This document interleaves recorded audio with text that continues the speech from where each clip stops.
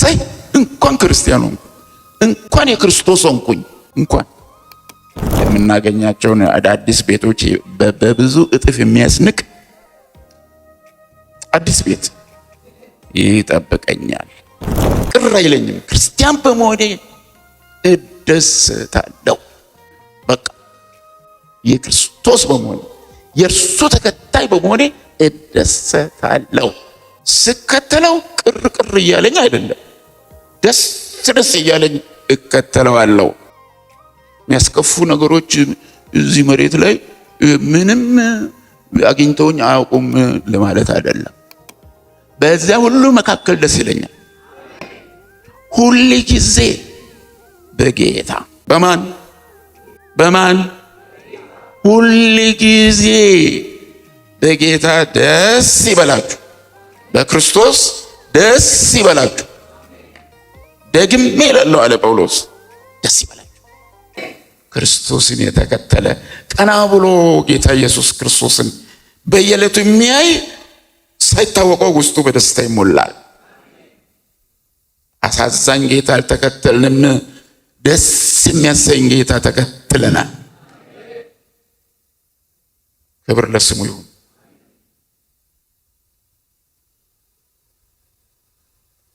ይሄ ነው ክርስትና። ይሄ ነው መሬት ላይ የሆነ ነገር ሲያገኝ በቃ በጣም ፍንድቅድቅ የሚል ሲጎልበት ደግሞ የሚተክዝ ከሆነ በእውነቱ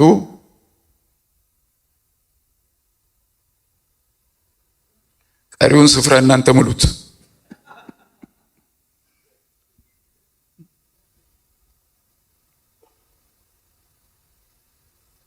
ጌታ እያለ እንዴት የዘላለሙ ተስፋችን ክርስቶስ እያለ እንዴት ትካዜ ይስተናገዳል?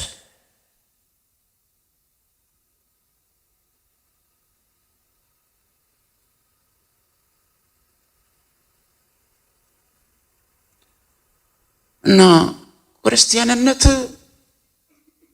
ደስተኛ የክርስቶስ ተከታይ መሆን ነዋ።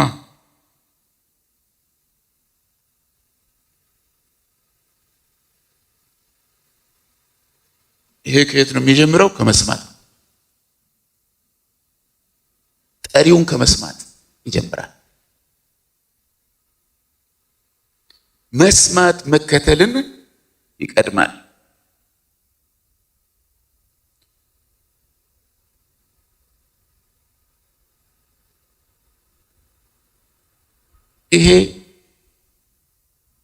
ይሄ መታደል፣ ይሄ በክርስቶስ የሆነ መጽናናትና ደስተኛነት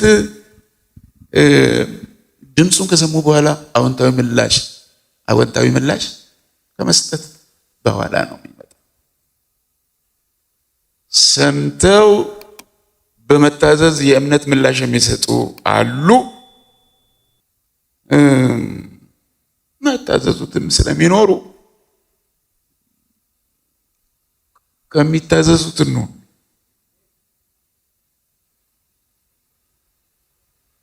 ሁለተኛ የኢየሱስን ድምፅ የመስማት ጥቅም ከአጥፊ አደጋ ለመሸሽና ለመትረፍ እንደዚሁም ለመረጋጋት ይጠቅማል የሚል ነው።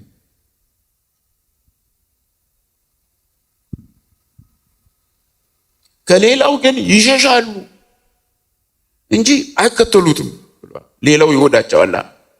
ሌባ የተባለው ይጎዳቸዋል።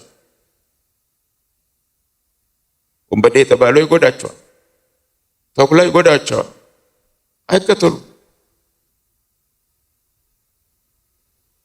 ከሌላው ይሸሻሉ።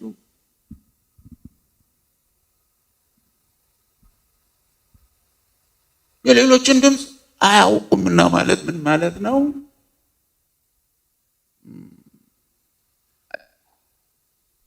እውቅና የእውቅና ጉዳይ ይመስለኛል።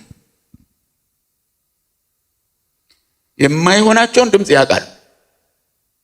የማይሆናቸው የማያሳርፋቸውን የማያዋጣቸውን ድምፅ ያውቃል፣ ይሸሻል።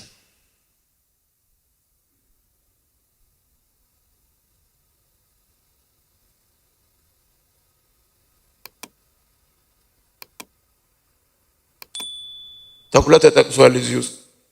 ሽሽትን ከሚያስከትሉት አንዱ ተኩላ ነው። ተኩላ አደገኛ አውሬ ነው፣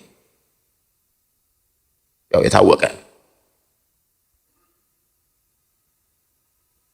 ነጣቂ ነው፣ አጥፊ።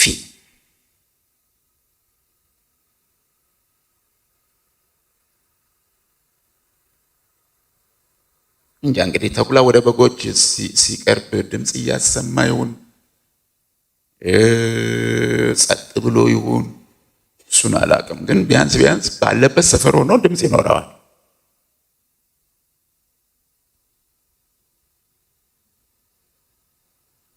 እዚህ የተጠቀሰ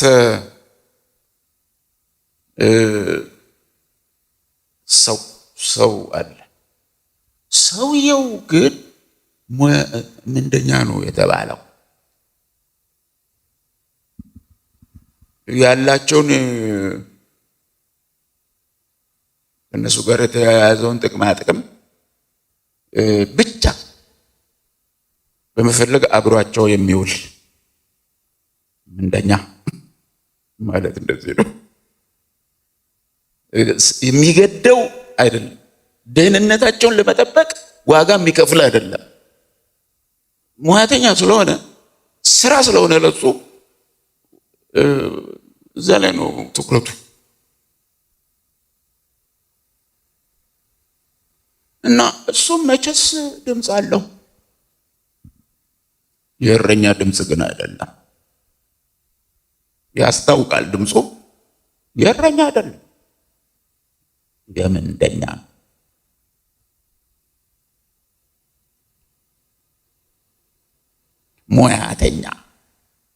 ሙያተኛ ስለሆነ ለበጎቹም ስለማይገዳው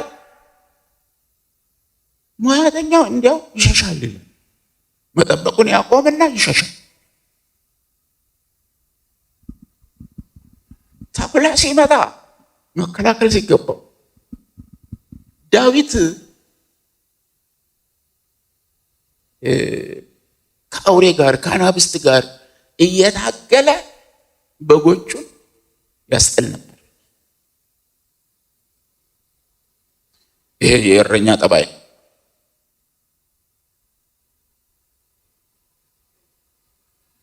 ማለት አይኑ እያየ አያስበላም ማለት ነው። ጥሎም አይሸሽም። ጌታ ኢየሱስ ክርስቶስ የሚያደረገው ይሄ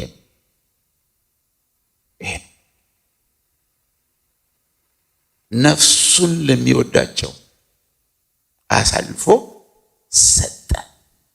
ከምንደኛ የሚለየው በዚህ ነው። የተለየው በዚህ ነፍሱን አሳልፎ ሰጠ። ክብር ለስሙ ይሁን።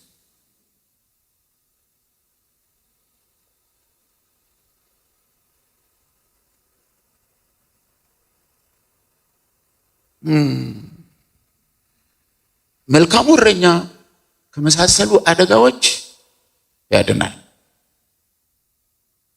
ይታደጋል።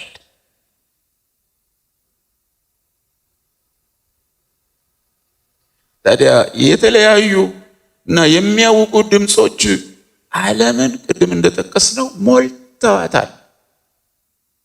ከዚህ ሁሉ ለመትረፍ ለማምለጥ የኢየሱስን ድምፅ መለየት መስማትና መታዘዝ ያስፈልጋል። ሰምቶ መከተል አትራፊ ያደርጋል። ሰምቶ መከተል፣ ሰምቶ መታዘዝ። የኢየሱስ ድምፁ ራሱ አሳራፊ ነው። አትፍሩ ይላል። አንድ ቃል ይበቃል። የጌታ የኢየሱስ ክርስቶስ አይዟችሁ አንድ ቃል ይበቃል። የእረኛው ያሳርፋል፣ ያረጋጋል።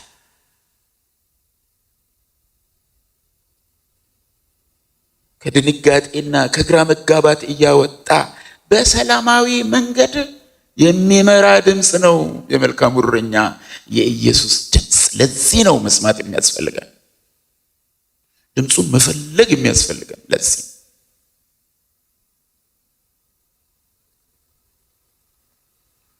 ጥያቄው ስንቶች እየሰማነው ይሆን ነው።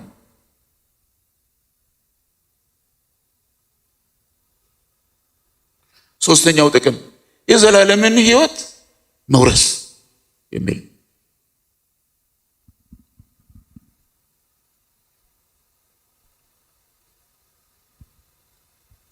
እኔ ሕይወት እንዲሆንላቸው እንዲበዛላቸው መጣው።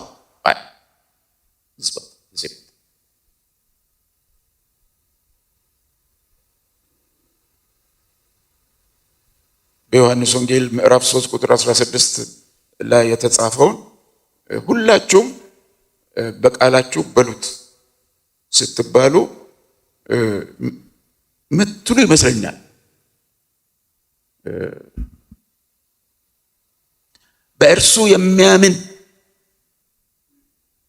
በእርሱ የሚያምን ሁሉ ዘላለም ሕይወት እንዲኖረው እንጂ እንዳይጠፋ እግዚአብሔር አንድያ ልጁን ኢየሱስ ክርስቶስን ማለት ነው አንድያ ልጁን እስኪሰጥ ድረስ ዓለሙን እንዲሁ ወዷል። አንዳንዶቻችን ስናነብ እንዲሁ በነፃ ወዷል እንዳለ አይነት አድርገን ነው የምንወስደው። ግን እንዲህ አድርጎ ወደደ ነው። አንድያ ልጁን እስኪሰጥ ድረስ እንዲህ አድርጎ ወደደ ማለት ነው። እስከዚህ ድረስ ወደደ። ለምን? ዓላማው አንድና አንድ ነው። በእርሱ የሚያምን ሁሉ የዘላለም ሕይወት እንዲኖረው ነው። በቃ ከዘላለም ሕይወት የሚበልጥ ስጦታ የለም።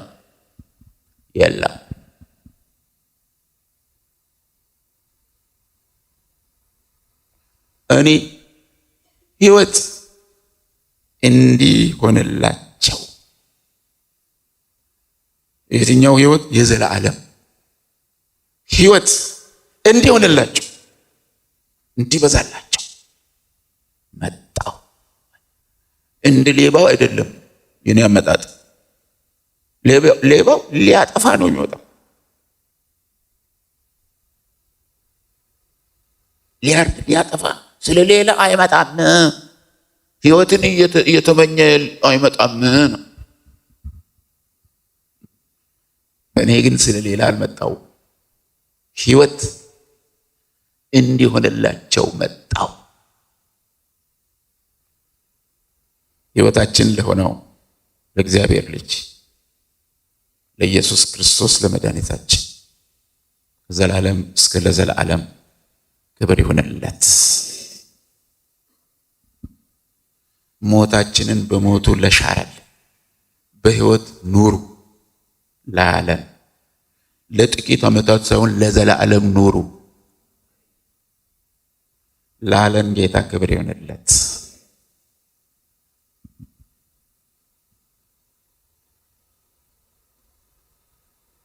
እና ጥቅሙ ይሄ ነው፣ ኢየሱስን መስማት። የሰሙ ሰምተው ያመኑ የተቀበሉ የዘላለም ሕይወት ወራሽ ሆነዋል።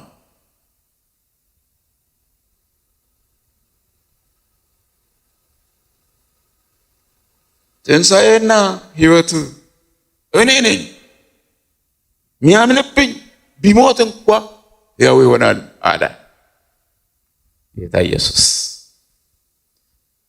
በዮሐንስ ወንጌል ምዕራፍ 11 ቁጥር 25 ላይ። ሕይወት እኔ ነኝ። ይህንን ደጋግሞታል በዮሐንስ ወንጌል ውስጥ እኔ መንገድና እውነት ምንም ነኝ አለ፣ ሕይወትም ነኝ አለ። ኢየሱስ ያለው ሕይወት አለው። ድምፁ ያረጋጋናል፣ ያሳርፈናል። እግዚአብሔር ይመስገን። ሕይወት ኢየሱስ ሕያው የሚያደርግ ድምፅ አለው።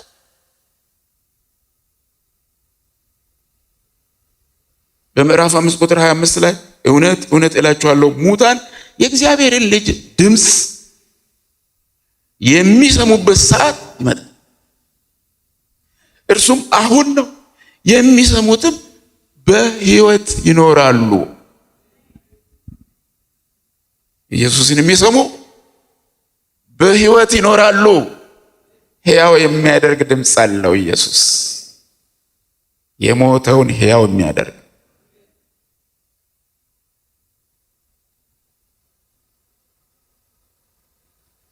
እርሱ ራሱ ጌታ ኢየሱስ በኃጢአታችን ምክንያት ሙታን ወደ ነበርን የመጣው ሕያዋን ያደርገን ነው፣ ሕይወት እንዲሆንልን ነው። የዘላለም ሕይወት። ለምድራዊ ኑሯችን የሚያስፈልጉን በርካታ ነገሮች አሉ። ዝርዝሩ ብዙ ነው። የእንጀራና የውሃ ጉዳይ አለ፣ የመጠለያ ጉዳይ አለ። ሁላችሁም እንደምታውቁት የመንቀሳቀሻ ጉዳይ አለ። መንቀሳቀሻ ብዬ ስል የምናሽከረክረው መኪና ማለት እንዳይመስላችሁ። በዛ በመለስም ያለ መንቀሳቀሻ እሱ አለ፣ ሌላም አለ። ኢየሱስን በምድራዊ አገልግሎቱ እንደ መልካም እረኛ የተራቡት ሲያጋጥሙት መግቧቸዋል፣ ይገደዋል። እንደ ተራቡ እንዳይመለሱ የሚበሉትን ነገር ስጧቸው በማለት በዕለቱ ለነበረው ችግር መፍትሄ የሰጠ ጌታ ነው።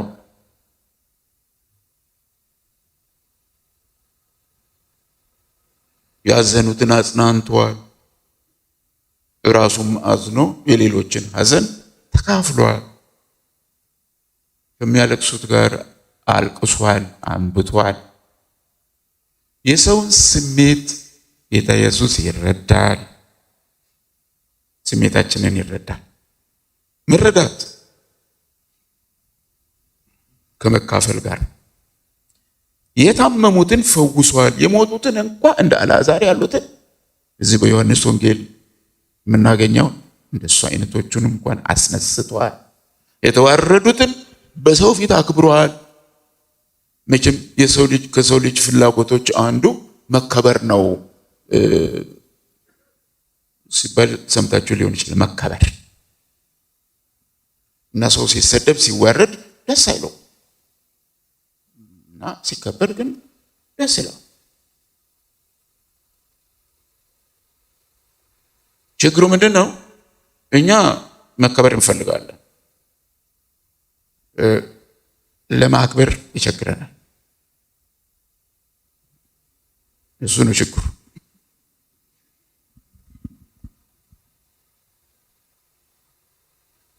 እኛ መዋረድ አንፈልግም። ማዋረድ ግን አሁንም ባዶ ቦታው እናንተ ሙሉ። የሚገርም ነው የኛ ነገር፣ የሚገርም ነው። በሉቃስ ወንጌል ምዕራፍ 7 ላይ ያለችውን ሴትዮ ታስታውሳላችሁ? እሷ ምሕረት የኃጢአት ይቅርታ እርቧት ነው መጣችው።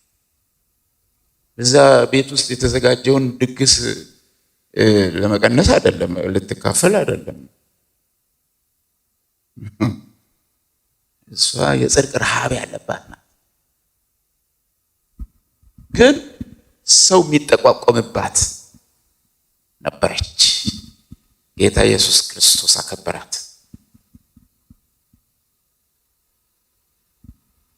ክፍሉን እናንተ በኋላ ጊዜ ስታገኙ እዩ፣ አንብቡት። የሉቃስ ወንጌል ምዕራፍ 7 ከቁጥር 37 እስከ 50 ያለው ማንበብ ትችላላችሁ። የተዋረዱትን የሚያነሳ ጌታ ኢየሱስ በተናቁት ላይ ትኩረቱን የሚያደርግ ነው። ይሄ የኛ ጌታ እረኛችን። ይህም ስለሚያስፈልግ ማለት ነው።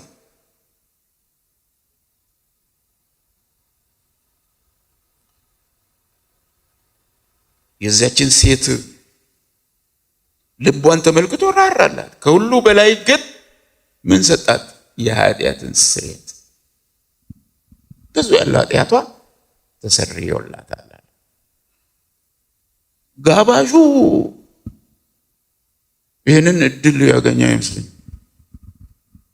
ኃጢአት የለብኝም እያለ እሷ ላይ የሚጠቋቋም ሁሉ ምሳ ብቻ በልቶ የወጣ ነው አይደለም።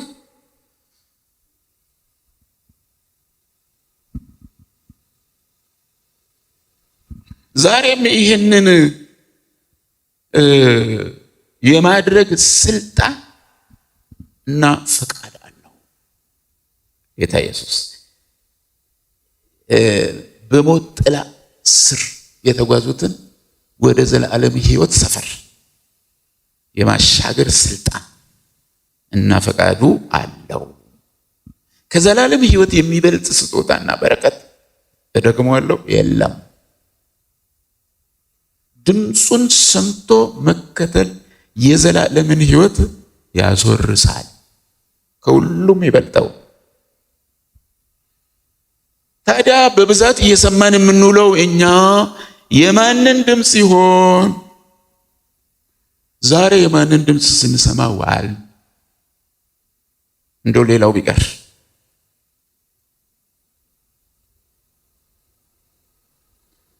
እርሱን ስሙት ተብለናል፣ አንርሳ።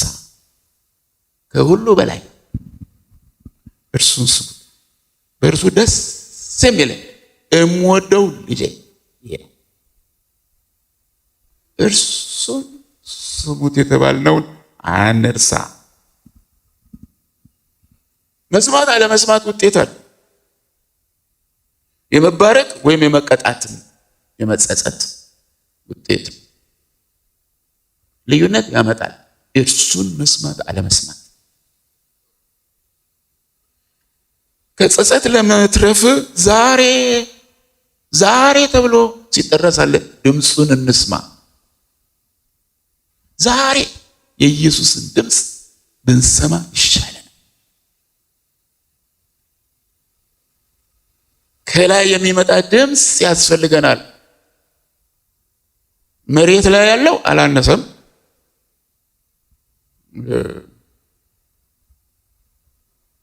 በዚህ እኔን ስማኝ፣ በዚህ እኔን ስማኝ የሚል ሞልቶናል። እርሱን ስሙት። ከላይ የመጣውን ስሙት። ያ ድምፅ እንደ አዳም የጠፋውን ፈልጎ የሚያገኝ ድምፅ ነው። አዳም አዳም ወዴት ነህ የሚል ሰማያዊ ድምፅ ነው። የጠፋው የተሸሸገ መስሎት ሙከራ የሚያደርገው ሰው ከእግዚአብሔር ፊት አይሸሸግም። ወዴት? ምን ይሸሽገዋል? መሸሸጊያ የለም ከእግዚአብሔር ፊት። ግን ሙከራ ያደርጋል ሰው። ያንን ሙከራ ያደረገውንም ቢሆን ፈልጎ ያናግረዋል። ወዴት ነህ ይለው። ወዴት ነህ? ፈልጎ ይመልሳል። የወደቀውን ያነሳል። ተስፋ የቆረጠው ሰው ተስፋውን ይቀጥልለታል። ፈልጎ እኮ ያናገረው ተስፋ ለመቀጠል ነው አይደለም? ቀጠለላቸው እንጂ። ዘፍጥረት ምዕራፍ 3 ቁጥር 15 ላይ እኮ ተስፋ ነው ተሰጠው ለአዳም ዘር ሁሉ የሚሆን ተስፋ እዛ ጋር ተሰጠው። እባቡ ሰኮናህን ይቀጠቅጣል፣ የሴቲቱ ዘር ደግሞ እሱን ጭንቅላት የእሱን ራስ ይቀጠቅጣል። ተስፋ ነው ይሄ። ክብር ለኢየሱስ። ተስፋ ሊሰጥ ድምፁን ይልካል ከጥንትም ጀምሮ እግዚአብሔር አምላክ። እንስማ። ባለንበት በዚህ ከባድና የመጨረሻ ዘመን ላይ መንፈስ ለአብያተ ክርስቲያናት የሚለውን ጆሮ ያለው ይስማ ይለናል። በራእይ መጽሐፍ በሁለቱ ምዕራፎች ምዕራፍ 2 እና ምዕራፍ 3 ላይ በተደጋጋሚ መንፈስ ለአብያተ ክርስቲያናት የሚለውን ጆሮ ያለው ይስማ ይላል። መንፈስ ቅዱስ የኢየሱስን መልእክት ነው ለሚሰሙት ያመጣው። መልእክቱ እኮ የኢየሱስ ነው እዛ ጋር የምታዩት። ግን ሲደመደም ምንድን ነው የሚለው? መንፈስ ለአብያተ ክርስቲያናት የሚለው ጆሮ ያለው ይስማ።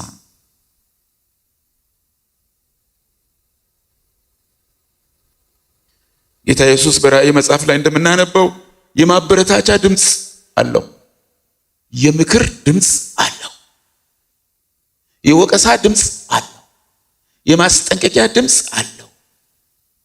እናንብብ።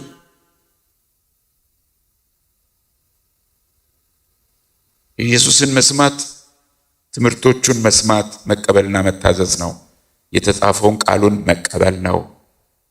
ከዚህ በኋላ ምን እናድርግ ወደሚለው ላምጣችሁና ልጨርስ።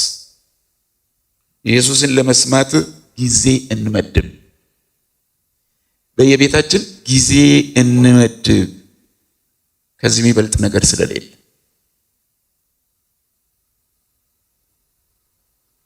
ቃሉን ለመቀበልና ለማሰላሰል ጸጥ እንበል።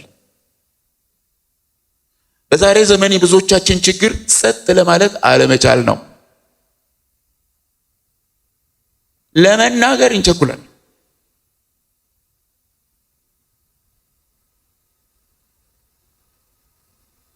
ለመናገር እንቀድማለን። መስማቱ ላይ ችግር አለብን። ከሰው ጋር እንኳን ባለን ግንኙነት ይሄ ችግር አለብን አይደለም?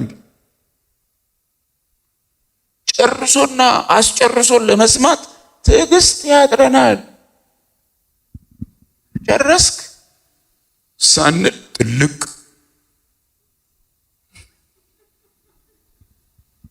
በቃ ትዕግስት የለማ። ብንለምድ ግን ይጠቅመናል።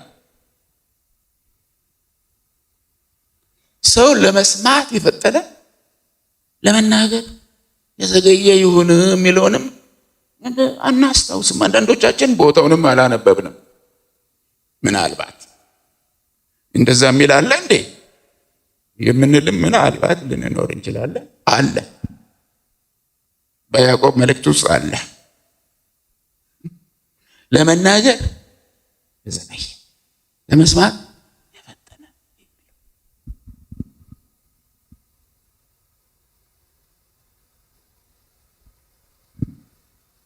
እስኪ ጨክነን መስማትን እንለማመድ፣ በጥሞና ማዳመጥን እንለማመድ። እግዚአብሔር ይረዳናል። ጥበብ ያለው ጸጥ ብሎ በመስማት ውስጥ ነዋ።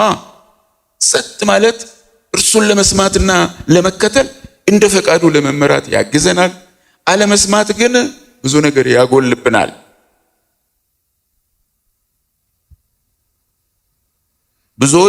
ብዙዎቻችን በመንፈሳዊ ሕይወታችን እየተጎዳን እንገኛለን። ምክንያቱም ኢየሱስን ከመስማት ይልቅ ጆሮአችንን በስፋት ለሌላ አሳሳች ድምጾች በመክፈታችን